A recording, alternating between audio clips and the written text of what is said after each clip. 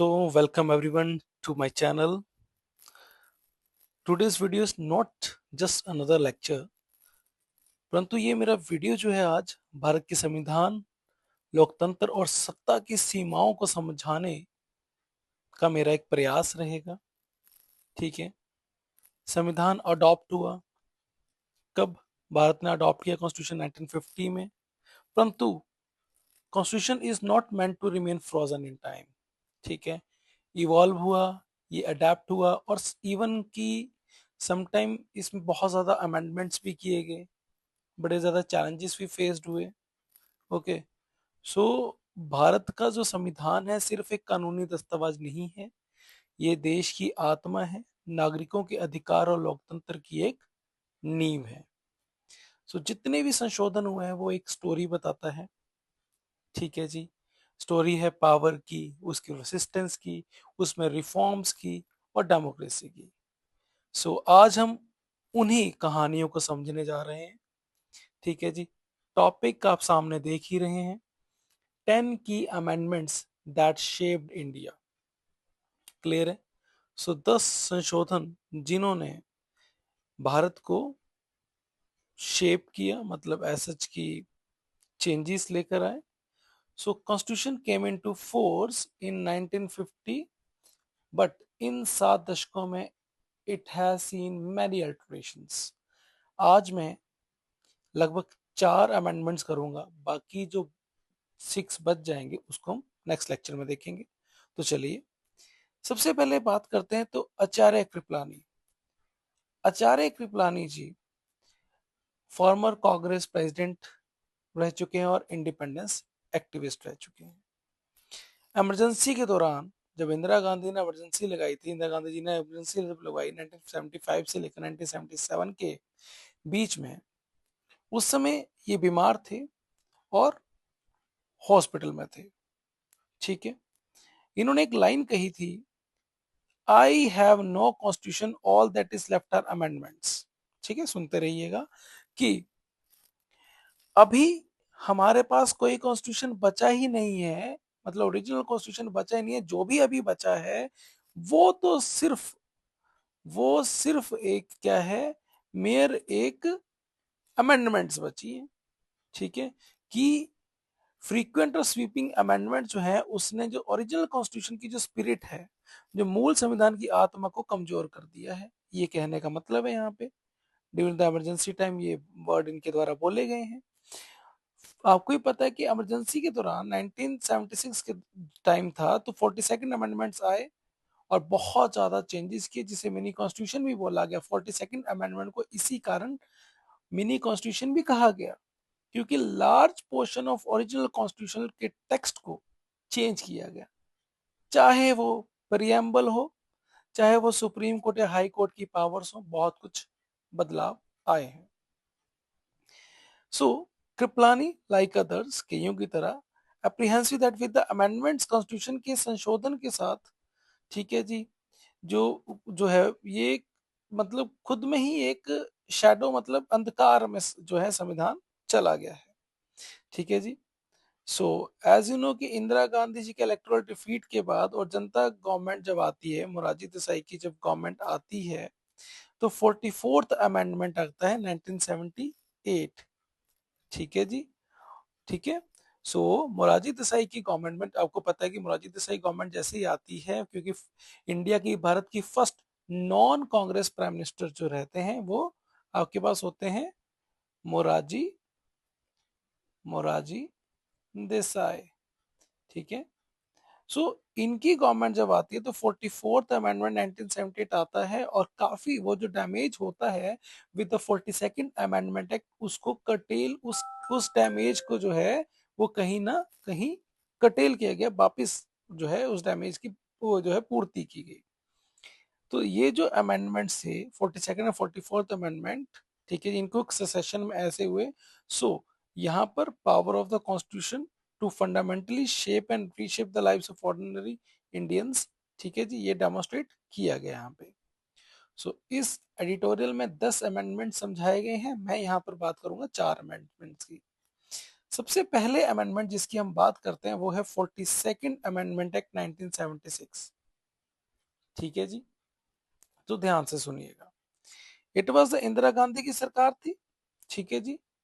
So imprimatur on the constitution of India, that means Indira Gandhi की सरकार एक बेसिकली स्ट्रॉन्ग इन्फ्लुएंस डाल रही थी भारत के संविधान पे, with lofty proclamations on the need for a living constitution। ठीक है जी। इसका मतलब क्या है? ठीक है, इसका मतलब क्या है कि लॉफ्टी प्रोक्लेमेशन मतलब हाई साउंडिंग क्लेम कर रहे थे। ठीक है जी, हाई साउंडिंग क्लेम कर रहे थे कि जो चेंजेस हैं, जो कॉन्स्टिट्यूशन में जो चेंजेस हैं, विद टाइम और सर्कमस्टांसेस आने चाहिए। ठीक है जी। और ये क्या कह रहे थे, और इंदिरा गांधी की सरकार के समय ये दर्शाया जा रहा था कि गवर्नमेंट आर्ग्यू कर रही थी कि जो कॉन्स्टिट्यूशन है, जो कॉन्स्टिट्यूशन है must evolve according to social and political needs. ठीक है, ये उस समय की बात है जब इमरजेंसी का टाइम था। तो जो ओरिजिनल कॉन्स्टिट्यूशन था, जो हमारा ओरिजिनल कॉन्स्टिट्यूशन था, इसमें उस दौरान बहुत से चेंजेस आए, इसलिए 42nd अमेंडमेंट एक्ट, मैंने बोला कि उसे 1976 जो है 42nd अमेंडमेंट एक्ट 1976 को मिनी कॉन्स्टिट्यूशन भी कहा गया। ठीक है जी, बहुत चेंजेस लाए गए। तो जैसे कि अमेंडमेंट्स अपने पास किस में आते हैं? अमेंडमेंट्स आए प्रियम्बल्स में अमेंडमेंट आए जहाँ पे सोशलिस्ट और सेकुलर शब्द यहाँ पे डाला गया, इवन इंटीग्रिटी शब्द भी जो है इंट्रोड्यूस किया गया। ठीक है जी। सो ये हमारा प्रियम्बल है।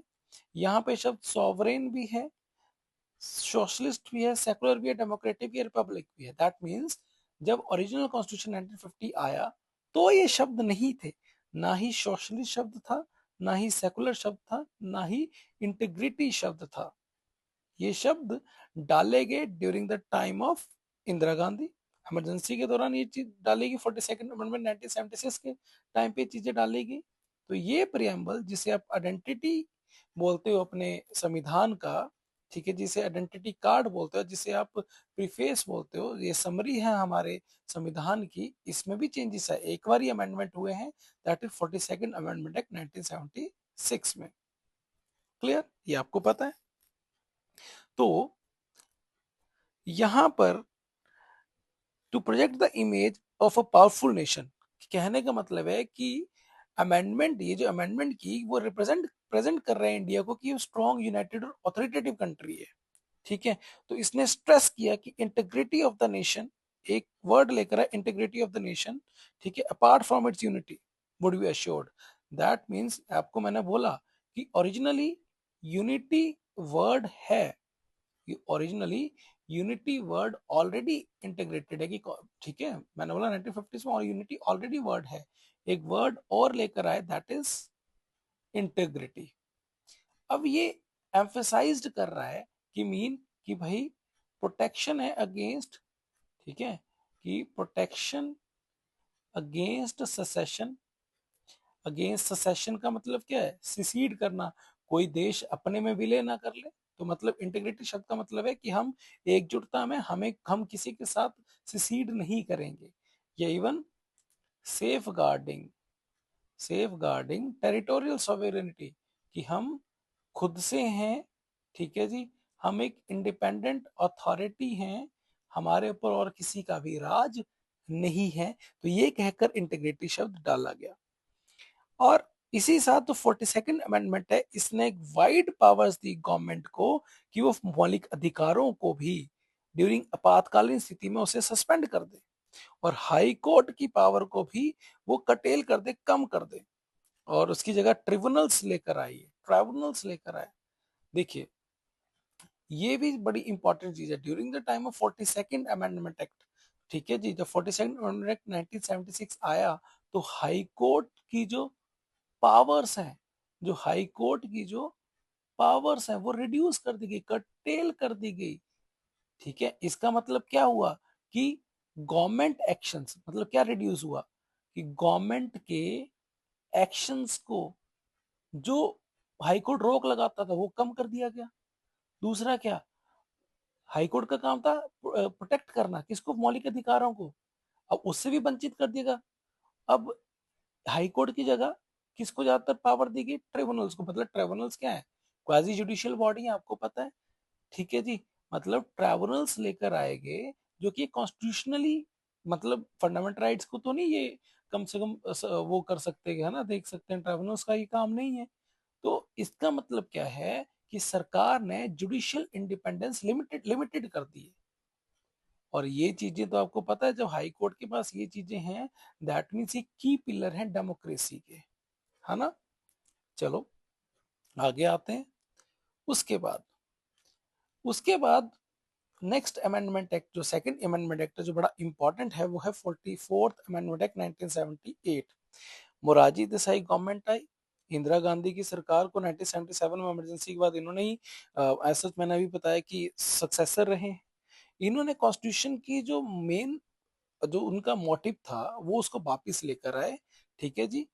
और 44th अमेंडमेंट एक्ट से क्या हुआ, एक सेफगार्ड लेकर आए against the deprivation of the fundamental rights. समझ रहे हो मेरी बात। वैसे फंडामेंटल राइट जो कि इमरजेंसी पावर्स के दौरान सेंटर ने बेसिकली अपने ऊपर इतना ज्यादा एग्जीक्यूटिव सेंट्रिक कर दिया कि मौलिक अधिकारों का भी हनन जो है विशेष रूप से होने लगा। ठीक है जी। और जो राइट टू प्रॉपर्टी, जो फंडामेंटल राइट थी, उसको भी हटाया एज अ कॉन्स्टिट्यूशनल राइट, उसको लीगल राइट बनाया। ठीक है, आप सबको पता है, मैं आपको ब्रीफली समझा देता हूं।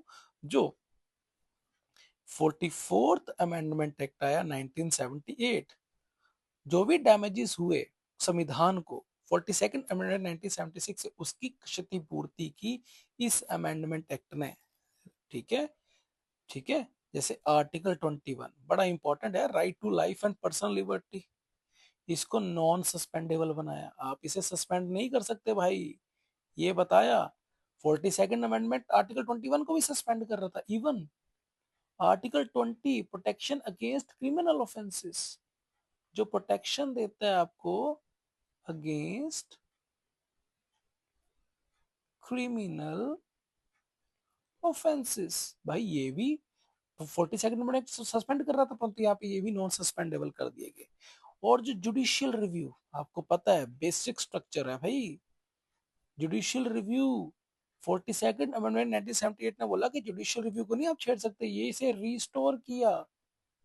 ठीक है, मैंने बोला ना कि हाई कोर्ट से गवर्नमेंट एक्शंस को रिव्यू करने के लिए, प्रोटेक्ट फंडामेंटल राइट्स को प्रोटेक्ट करने के लिए ये भी छीन लिए गए थे। मतलब 42nd अमेंडमेंट एक्ट 1976 ने, सरकार ने अपने आप पे ज्यादा पावर ले ली। ठीक है जी। परंतु यहाँ पे जो ये चीजें जो बड़ी अहम हैं, जुडिशियल रिव्यू, उसको भी क्या कर दिया गया, रिस्टोर कर दिया गया। लिमिटिंग इमरजेंसी पावर्स बड़ा इंपॉर्टेंट चीज है। इमरजेंसी पावर्स आपको समझा देता हूं मैं। लिमिटिंग इमरजेंसी पावर्स का, जब आपको पता है कि जब इंदिरा गांधी की सरकार थी, इंदिरा गांधी जी ने राष्ट्रपति को बोला कि आप इमरजेंसी लगाइए, तो उस समय basically without written consent, cabinet के बिना लिखित के भी इमरजेंसी लगाई जा सकती थी। और लगा दी भाई, सिंपल ये बोलकर, इंटरनल डिस्टरबेंस बोलकर इमरजेंसी लगा दी गई। ठीक है जी। उस समय की बात है, इंटरनल डिस्टरबेंस बोलकर इमरजेंसी लगा दी गई। और वो कैसे लगाई, विदाउट रिटन कैबिनेट की कॉन्सेंट चाहिए, है ना। फिर आपके पास अमेंडमेंट एक्ट आया जी 44th। इन्होंने क्या किया, जो इंटरनल डिस्टरबेंस वर्ड है, जो इंटरनल डिस्टरबेंस वर्ड है, इसको रिप्लेस किया आर्म्ड रेबेलियन से, आर्म्ड रेबेलियन से। सेकंड थिंग, कैबिनेट की रिटन अप्रूवल मैंडेट कर दी, जरूरी कर दी, मैंडेट कर दी। ठीक है जी। ये बहुत इंपॉर्टेंट चीजें हैं।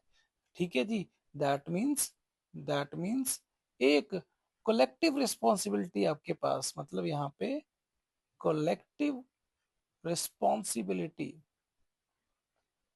एबिलिटी आ गई। क्लियर है बात?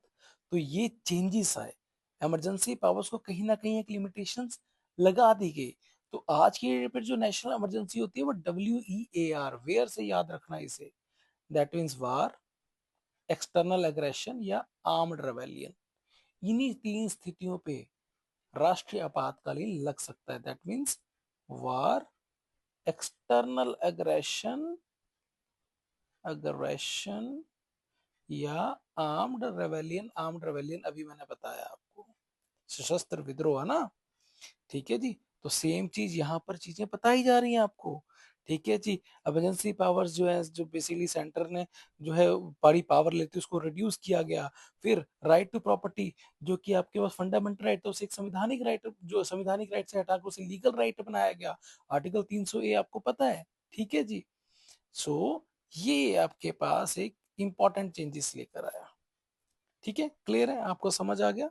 ठीक है, चलो नेक्स्ट अपने पास, नेक्स्ट अमेंडमेंट एक्ट आपके पास आता है 50, that is 52nd amendment act 1985। Again basic amendment act जो बड़ा इंपॉर्टेंट रहता है। ठीक है जी। और 52nd अमेंडमेंट एक्ट आप कब पढ़ते हैं? आपको पता है जब डिफेक्शन, डिफेक्शन के केस में आप लोग पढ़ते हैं। मैं आपको बताता हूँ, यहाँ पे एक लिखा हुआ है, इसको हम ऐसे कर लेते हैं। एक गया लाल थे जो कि इंडिपेंडेंट MLA थे हरियाणा के। ठीक है जी। कौन थे? एक गया लाल थे, इंडिपेंडेंट सीट से ये लड़े थे हरियाणा से 1967 में, और जीत कर भी जीते भी भैया। जब ये जीत के 1967 में, तो इन्होंने जीत कर इंडिपेंडेंट सीट से इन्होंने पहले क्या किया, कांग्रेस ज्वाइन कर लिया। ठीक है, इन्होंने क्या किया, आते ही क्या किया, कांग्रेस ज्वाइन किया। चलो जी ठीक है, ज्वाइन कर लिया कांग्रेस तो। अच्छा, उसके बाद क्या किया, लेफ्ट कांग्रेस, कांग्रेस छोड़ दी। फिर किसको ज्वाइन करते हैं? फिर ये यूनाइटेड फ्रंट को ज्वाइन करते हैं। भाई साहब चलो ठीक है, बढ़िया, खुशी होगी यार, यूनाइटेड फ्रंट ज्वाइन कर लिया आपने। फिर भाई साहब फिर क्या करते हैं, लेफ्ट, लो जी यूनाइटेड फ्रंट छोड़ देते हैं। फिर किसको करते हैं, फिर आराम, फिर दोबारा से किसको ज्वाइन करते हैं, कांग्रेस को ज्वाइन करते हैं। चलो भाई, कांग्रेस फिर खुश हुआ, ले। फिर क्या किया, फिर बंदे ने क्या किया, कांग्रेस फिर से छोड़ दी, फिर रीज्वाइन कर ली क्या, यूनाइटेड फ्रंट, है ना जी। बस फिर ऐसे ही चलता रहा, मतलब अराउंड बाद में सेम डे फिर यूनिटी फ्रंट में, ये सब कुछ, ये जो भी चीजें हो रही हैं, ये सब कुछ चीजें हुई 2 वीक्स में, 2 हफ्ते में भाई साहब, यही करते रहे, दल बदलते रहे। ठीक है, 2 हफ्ते में यही काम चला, दल बदलने का ही। अब 52nd अमेंडमेंट आया भाई 1985 में, 67 की बात बड़ी लेट आया, क्योंकि ऐसा चलता रहा। हुआ क्या, कोई भी से पैसे, भाई हमारे साथ आ जा, तेरे को मंत्री बनाने के लालच है ना, तो करप्शन वाली एक भावनाएं पैदा हो जाती है पॉलिटिकल लीडर्स में भी। और इसीलिए एक ना, जब ये गयालाल वाला कंसेप्ट जब ये चला, इसीलिए कंसेप्ट सामने आया, न्यूज़पेपर ने क्या किया, एक कंसेप्ट रीड आउट किया, आया राम गया राम।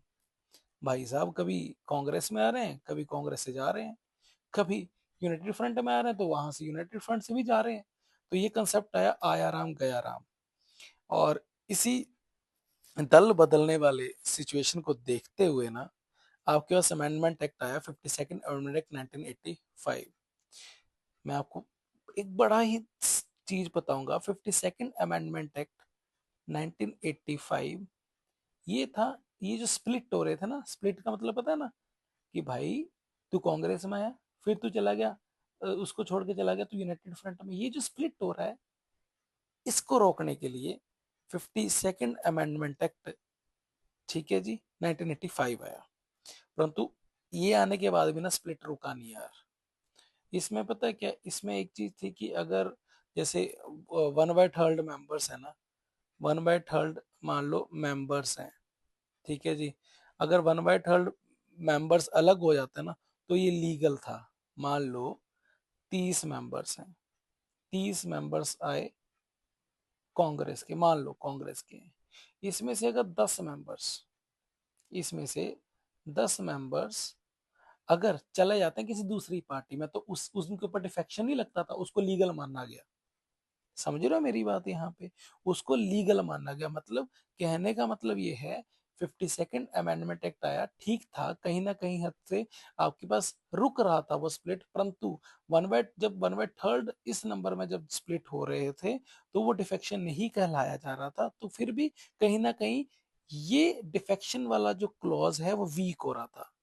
फिर एक अमेंडमेंट एक्ट आया जिसका नाम रखा, जिसको जो अमेंडमेंट एक्ट जो है 91st अमेंडमेंट एक्ट 2003, ये अमेंडमेंट एक्ट आता है। 91st अमेंडमेंट एक्ट 2003 अपने पास आता है। यहाँ पर स्प्लिट वाला कंसेप्ट हटा दिया, अब कंसेप्ट रखा मर्जर वाला। मतलब अगर 30 में से मान लो कोई भी है 2/3, ठीक है जी, 2/3 दैट मीन्स 20 मेंबर्स अगर किसी दूसरी पार्टी में जाते हैं तो उसे स्प्लिट नहीं कहेंगे, उस वो वहां जाके मर्जर, उसको शब्द मर्जर दे देंगे, तो वहां पे डिफेक्शन नहीं लगेगा। दैट मीन्स अगर 30 में से 20 मेंबर है ना, 20 में से मान लो 20 है, 20 नहीं गए और 7 गए, तब वो डिफेक्शन कहलाएगा। अब समझ रहे हो बात यहाँ पे? मतलब अब देखो, ज्यादा मेंबर्स है ना, ज्यादा मेंबर्स जो बड़ी पुराने से उस पार्टी से जुड़े होंगे तो जाने की, जो किसी और से मर्ज होने की जो टेंडेंसी है बड़ी कम हो रहती है ना।